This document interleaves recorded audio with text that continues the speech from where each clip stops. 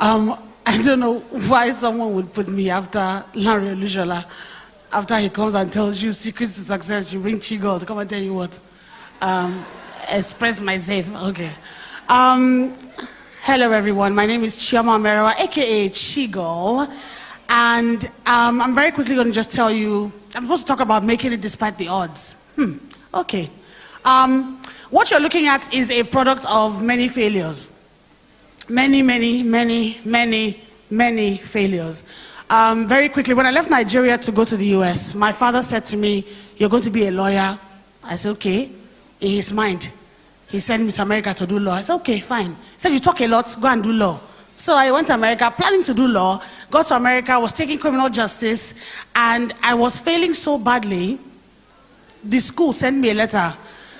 I was on academic probation. Academic probation means you have one more semester to get yourself together or they'll kick you out of school. So I got a letter saying you have one semester, your GPA is 1.5. With a 1.5 GPA, you can't even, really, you're not doing anything. You're just, and literally I was not going to class. I would just get up in the morning, check my book bag, it's too heavy, psychology book is too heavy, I can't carry it, I lie down, I go to sleep.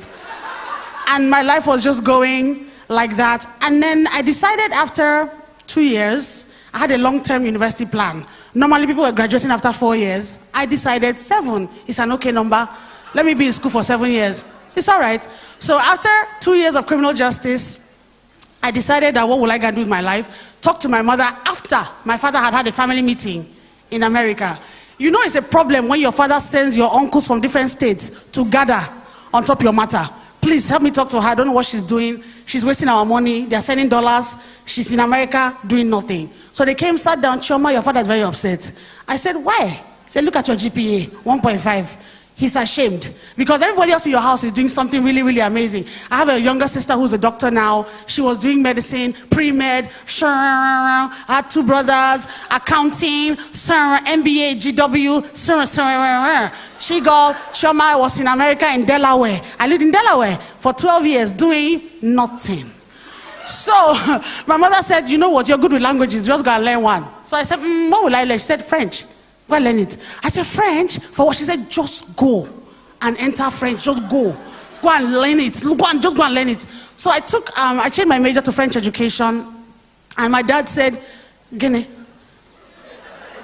you are studying what? I said, I'm studying French. He said, eh? For Guinea? I said, French, Daddy, French. What's that going to do for you? If you've come out of school, what do you do? What is your work going to be? I said, I will know the French and possibly use it in my this thing. So my mom now said, you know what, they're doing French education. Go and learn French education so that you can teach French. So I went back to school, changed my major, studied French education. My GPA went from a 1.5 to a 3.1 in one semester. I went to France twice. And that's when I started to believe I really have a gift for this thing. I did not ever live in France. I went to France on 2 occasions to spend summers, like 2 weeks. And I came back to school and I was speaking French. I graduated from university, had my first job 3 months after graduation. I taught French in high school in America for 3 years. While I was teaching French, I happened to say, I like this Spanish language. Let me just try it out. In 1 year, I taught myself how to speak Spanish. And after that, I went back into school. I was studying Swahili, Arabic, Fulani, teaching myself Hindi, studied some Chinese and Japanese at the same time when I went back to school.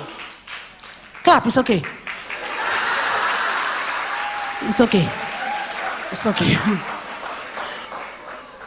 But all of that, I realized that at the time, when I tell you that I was failing, in secondary school, I was in military school in Jos, Air Force Girls Military School, Jos, first set. I was in Form 4. I liked to dance to Shina Peters at that time in my life. I danced my life away. So literally, when people go to prep to go and study, I was dancing Shina Peters. So when it got to Form 4, they said to me, you are repeating Form 4. I went home with some level of beef, as in, I'm gonna do it. I'm gonna repeat a class. It's okay. I sat down in front of my father, who is an Air Force officer. My father was an Air Commodore in the Air Force. In our house, you come back from school, you salute, you give salute. He looks at you and says, at ease. You now rest before you even go eat. I now told myself, this spiritual whatever dream in my brain said, you can do this. I sat in front of my father and said, Daddy, I'm going to repeat a class. You know how it's not flesh and blood that will reveal to you your inner problem. My father looked at me up and down, you know that kind of scanning, like Xerox machine. Up and down, I said, get out of my sight. The next 2 seconds, when I blinked my eye, I was in a public school wearing skirts and shirt. Where they're not telling us the hairstyle for this week is patewo. I had gone and changed school. So I'm telling you, in that very same school I was in, and my failures are much. In that, I realized I was going to repeat the same class 2 times. Not once, 2 times. So it got to the place where you stay in a school. I think I wrote JAMB about 4 times. I'm not sure, like 4 or 5. WAEC, like 6. Plus Cambridge, plus SAT, plus TOEFL. To the point where the school, you know how like you take WAEC in a school? You know the general school WAEC? You didn't make it. Then they'll now think, let's send her to another school to register. In another school. I took WAEC in 3 different schools in this very one Lagos. I went from Air Force Secondary School Ikeja to Akonde Father Unsi Memorial High School on Osborne Road. Then I went to one school in Otto, somewhere, because I had an uncle who was like, let her come to this school near me, study and take WAEC. That's how bad it was. All fail. I even failed Igbo. I failed Igbo. I failed Igbo language. As in F9 was, I failed F10. I failed, so the F was like, I failed until failure became cute. I failed, so failure was like, wow. These are nice stuffs. I failed and failed and failed. And it began to get to the place I was like, I'm just not good enough. But after I got to America and changed my major, started teaching high school, I realized I have a gift for something. And it was even as a teacher, I'm the kind of teacher that when my students were doing well in school, like I would promise them, like, if you do well and pass your exams, I would dance on the table. I wasn't like that either. We're still horrible. And if they passed the exam, Miss Chichi, that's what they used to call me, would get on the tables and dance. I promised my kids, whatever it is you do, whatever you want Miss Chichi to do for you just to pass your exam, I would do. I was very interactive as a teacher, and I started to realize, wow, there's something about you that's just not regular. It took all those failures for me to realize there's something in this life that I must pass at. There's something about me that's extra special. There's something about me that everybody else does not have. I am not regular. I know we laugh at that song, I'm not regular, it's like bang da da dang, but I'm not regular. And I realized to myself that what I have within me is more than what I believed. And I had to tell myself, I had to start to dream a little bigger. So I said to myself, what do I want to do? I said I wanted to, after teaching French, I came back to Nigeria, and when I moved back to Nigeria, my father called on the phone and said, you have finished your studies, Abi? Yes. Oh yeah, here's money for your ticket, come back to Nigeria. And I was like, well, let's see whether, my papers will be straight. You're waiting for papers. Let's see whether the papers will straighten out. He said, I'm sending you ticket money. Get on the next thing, whether it's bosso, plano, sheepo, sha. I want to see you in this Lagos by next week. I closed my eye, bought my ticket, moved back to Nigeria. My father and I were going to start a business together because he knew I spoke French. Now he was not proud. he will calling me on the phone, voulez-vous, I said. After family meeting, voulez-vous? But he was proud. And sadly, when I moved back to Nigeria, and my father, Chioma Omeruah, decided to pass away a month after. It's okay, nothing, it's 11 years, it's all right like that.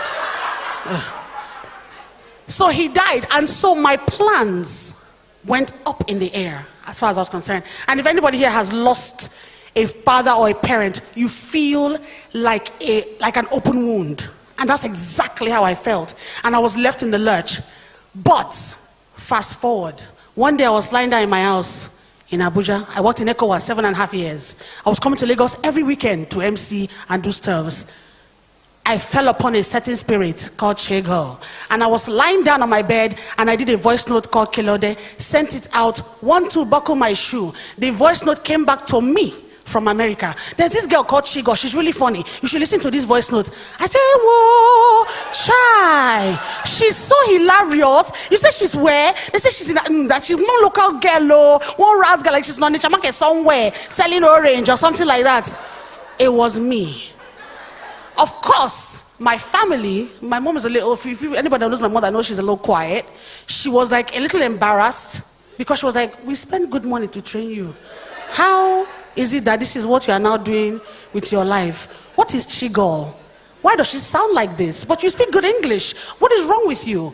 But I said to myself, this is what I'm going to do. So I now decided and took it upon myself that I am adequate enough, that my talent, if my talent and my calling is just to make one person smile, if I can make one person smile, then my life is not in vain. If I can bring joy to one person's life, then my job is not in vain. If I can do anything that makes somebody's eyes twinkle, people look at me and say, oh, Chigurl, I was depressed and I listened to your voice note and I felt better. That is all I need. It didn't matter that I failed back in the day. It matters about that I'm succeeding right now. What happened then does not dictate who I am now. I want you guys to do me a favor before I go very quickly. I've been on this thing for a long time. Look at yourself and say, self. I am beautiful.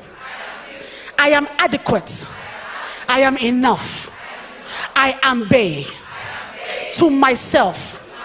And I can make it. And I will make it. Because I stay winning. My name is Chioma Omeruah. Thank you guys very much. Woo! I love you too much. Too much. Too much. I think she brought smiles to everyone, twinkles to everyone, joy to everyone. Thank you so much, Chigurl.